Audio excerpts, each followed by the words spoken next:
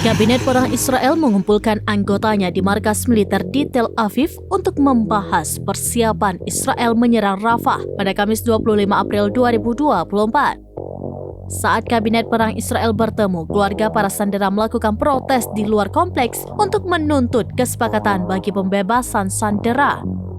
Persiapan Israel untuk serangan yang telah lama diperkirakan di Rafah tampaknya semakin meningkat. Brigade Nahal ditarik dari jalur Gaza untuk berlatih bersama divisi 162 lainnya untuk operasi di masa depan, termasuk serangan Rafah yang akan datang.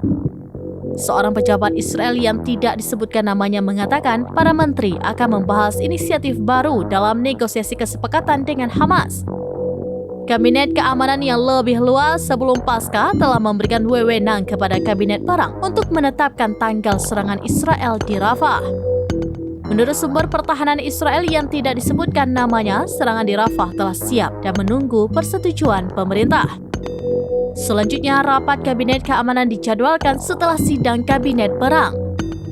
Seorang pejabat senior Israel mengatakan kepada beberapa media Ibrani bahwa Israel saat ini sedang mempertimbangkan usulan kesepakatan untuk pembebasan 33 sandera yang ditahan oleh Hamas, bukan 20 orang.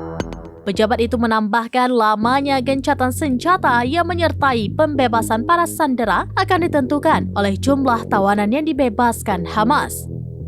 Data itu mewakili angka terbaru Israel untuk jumlah sandera perempuan lanjut usia dan sakit yang diyakini masih hidup di Gaza.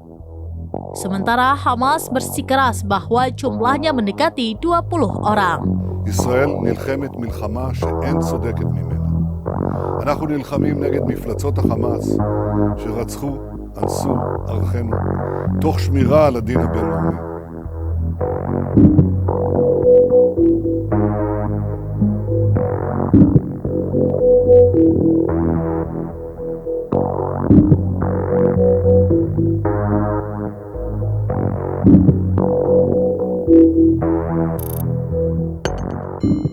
Download Tribun X sekarang, menghadirkan lokal menjadi Indonesia.